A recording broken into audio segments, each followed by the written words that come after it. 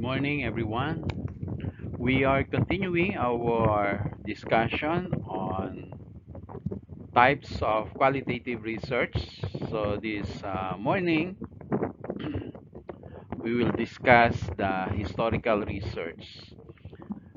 Historical research uses historical and documentary evidence to reconstruct or write the beginnings of institutions, places, and events. Within this approach, the facts speak for themselves independently of a particular point of view. So it simply means that we do not have to uh, further listen to whatever points of view there is on a particular issue, but we will rely solely on the facts that we can gather for that particular research. Okay. Usually, the points of view of anybody might change or might distort some historical facts, and that's why in historical research we try to avoid those distortion of history. We try to solely rely on the facts that we can gather for that particular uh, research or issue that we want to discuss. Social history, sometimes described as the history of the people or history from below, emerged as an alternative to conventional political history, both in terms of objects of interest and its belief in deep rooted economic and social factors as agents of historical change. What's the difference between social history, and political history? Usually, what we read in the books are political history. It has something to do with with what happened with our countries and the different leaders that we had. So that's what you call political history. But seldom in a book you will see the social history or history of those common people. Okay, so that's why as much as possible you can or you may tackle that in your research, in historical research. Okay, aside from the uh, political history that we used to know or we used to read in the books, then historical research will give us an alternative, will give us something to look to look up to, and try to determine if that particular history will be congruent or something that supports the political history which we always read and witness from the different books that we have during high school, during elementary, and and even in college. Okay, so that's something that is an alternative, something to to compare with the political history. So social history is a good way to determine or to see the historical facts from different point of view, or especially from the point of view of those lowly people in the society. History from below, as practiced by social historians, use the language of class, including a Marxian approach to society that could be applied to a wide range of historical cases, as indeed Marx applied them. Who is Marx? The Marxian approach refers to Karl Marx. Karl Marx, in his book Das Kapital, uh, discuss in detail what really happened to the uh, people from below, or those lowly people in the society. And that's why Karl Marx became rather the sort of model for these people trying to write the history using the approach, Marxian approach, which is then again trying to expose or explore or narrate whatever happened to the low class people in the society as compared to the history of the elites. For example, in Russia, those people who are uh, reigning, or those people who reigned in Russia for quite some time, or for a long time before they were toppled by communism. A broadening of attention to other documentary sources was an important feature of the broad body of social history, allied with a willingness to supplement documents with other sources of evidence. It simply means that there are a lot of people or historians who are patronizing this social history, and therefore attentions are getting bigger as to its uh, breadth and width of particular issue. For example, mas marami na ang taong or mga historians na ginagamit ang social history sa kanilang pagnanarrate, sa kanilang pag-explore or pag-expose kung ano talaga ang nangyayari sa isang particular na lugar, for example.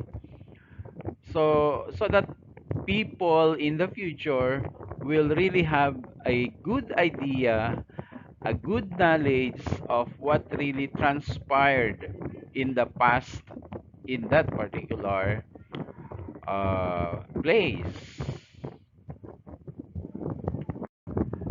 Recovering lost voices provided a means to empower women. If you can remember, several years ago, uh, people, or rather women, old women in the Philippines, came out from from from from different places in the Philippines, and trying to establish that they, or rather trying to narrate their experiences during the World War II, wherein they became comfort women, no, by these Japanese soldiers. They were enslaved, and then they were put in a place, and then they will be taken by soldiers to provide sex to these soldiers, and they try to hide their experiences for a long time, but in the recent years they expose what really happened to them, though it is a shame, it is embarrassing rather in their part, but to seek compensation and justice, they allow themselves to be known, so that the Japanese government will do something about it, at least apologize, And good good enough that one prime minister from Japan said that they will try to compensate these comfort women. So therefore, the what the Philippine government did is identify these comfort women. Unfortunately, some of them died already, but they never received the compensation that they were waiting. Okay, so these are examples of people allowing them to speak for themselves and thereby contesting the national consensus, enlarging the explanatory concept available to historians. uh, Try to think of it, if not for discomfort women who will come out in the open, then none of us will know those kind of things happened during World War II, right? Sino mag-aakala na ang akala natin ganun lang yung atrocities na natanggap natin from the Japanese government, pero meron palang napaka mas nakakalungkot no mga pangyayari at katulad nga ng mga naranasan ng ating mga comfort women. And because of what they did, what our Filipino comfort women did, it generated new perspectives and radical critics of education, youth, and structural racism and sexism. So it widens the horizon on how a historian will do his research or will try to expose the different aspects or factors that can be discussed more in history. Okay, so that's a good thing that they have done this, no, going out in the open dahil lumawak lumawak ang mapagkukunan ng kasaysayan at nagkaroon ng iba't ibang perspective ang ating mga historians. So basically, when you are doing historical research, you're trying to get as many perspectives as possible. You want a lot of people saying something, giving giving their points of view, and exposing things that might might not be exposed using the political history only. So that's the good thing about historical research if you have varied sources for your research. Now let's move to the third type of qualitative research, which is phenomenological research. Okay, phenomenological research. Phenomenological research is based on the view that our knowledge of the world is rooted in our experiences. And the task of the researcher is to describe, understand, interpret, and explain these experiences. So, ang ibig sabihin natin dito, ang ang phenomenological research ay nagsasaad lang na kung ano ang ating pagkakaintindi sa ating mundo ay nakabase kung anong experiences yung nangyari sa atin. At based doon sa experience na yon, ay itatry nating i-describe, intindihin, understand, interpret, and explain these experiences.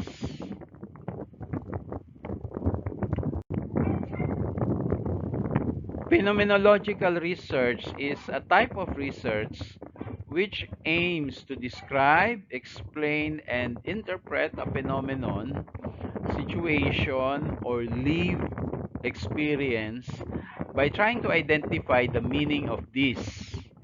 Okay? Yung phenomena, yung situation, or lived experience. O, ano bang meaning niya?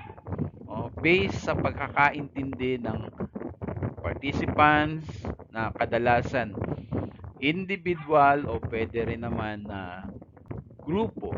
Okay, so yun ang ginagawa sa isang phenomenological research.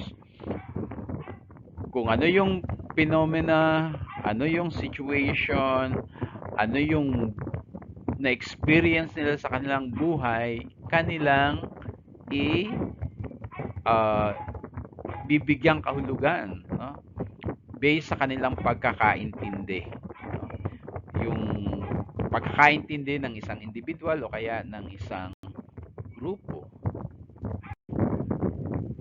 To understand the meanings that participants give to the experiences typically requires in-depth, open-ended, and often unstructured interviews with the participants which seek to grasp the essence of the meaning of a situation as given by each participant.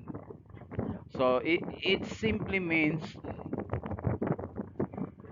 ang isang researcher, phenomenological researcher ay sisikapin niyang maintindihan yung o magkaroon ng malalim na pagkakaintindi sa isang phenomena. Pero paano niya ginagawa yon? Kailangan meron siyang in-depth, malalim, meron siyang open-ended, and hindi yung nakabase sa structured questionnaire or interview na ginawa ng isang researcher, kundi hahayaan mo na yung mga participants mo ang magpapahayag based sa kanilang pagkakaintindi dun sa kanilang experience. At sa parte naman ng researcher, bibigyan mo ng essence o meaning, no? Kung ano yung kanilang mga ihinahayag sa iyo. Okay?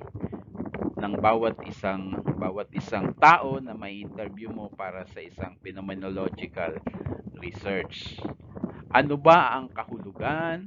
Ano ba ang essence ng mga bagay na kanilang ihinahayag sa iyo? Ano ba pagkakaintindi mo nun? With detailed descriptions during highly here and the recognition that complexity rather than unity or simplicity may be the hallmarks of the meanings given. Bilang isang researcher, hindi mo dapat inaasahan na simple lang yung makukuha mong mga information that will be coming from your participants. So mag-expect ka rin na medyo complex siya at kailangan ng malalim na pagkakaunawa nang sa gayon ay maihayag mo or maisulat mo and share it to your audience, whether it will be recorded or it will be written, okay, something like that. So you have to expect, as a phenomenological researcher, hindi ka nag-expect na ganun kadali, no? Yung ipapahayag ng iyong mga participants. For phenomenological research, the researcher has to strive to set aside any of his or her own values, beliefs, taken for granted conceptual frameworks, predispositions, and everyday background. As I keep on telling you that being a researcher, you should set aside your biases, no? Or else magiging contaminated, tama ba yung term na yun?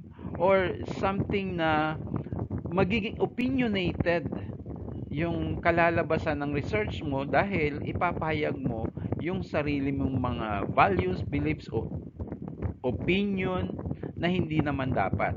So, isa yon sa dapat na iwasan natin yung pagkakaroon, pag-i-inject ng ating sariling values, beliefs sa ating research na ginagawa.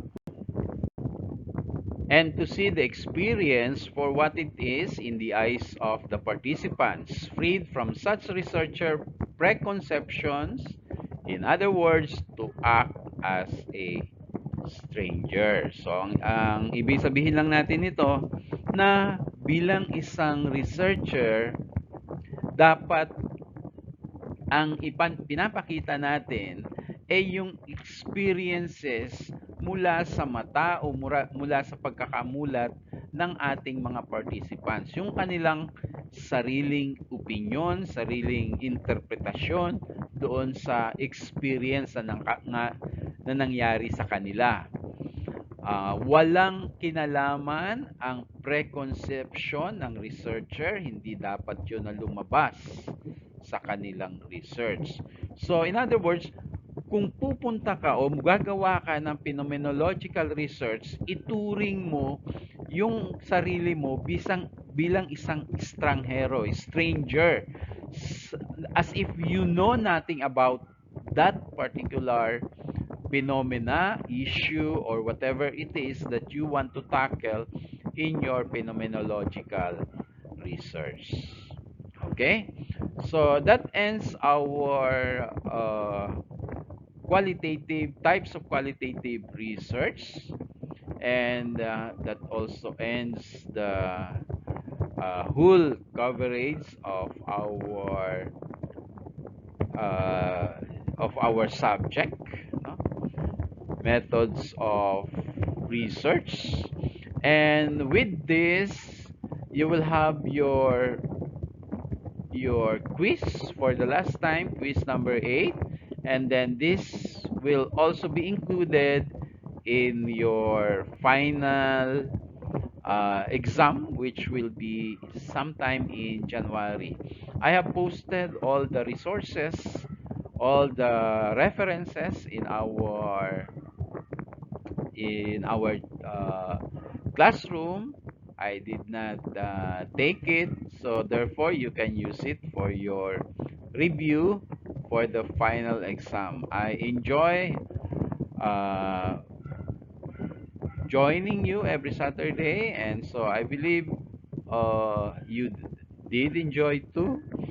So, and especially I just hope that you learned something you have from what we have discussed from the very beginning of the semester and until this very moment. I just hope that you learned something from what we have discussed, because some of this will be applied once you take your research writing in the next semester or the next school year. So, again, thank you very much. Good luck to each one of you.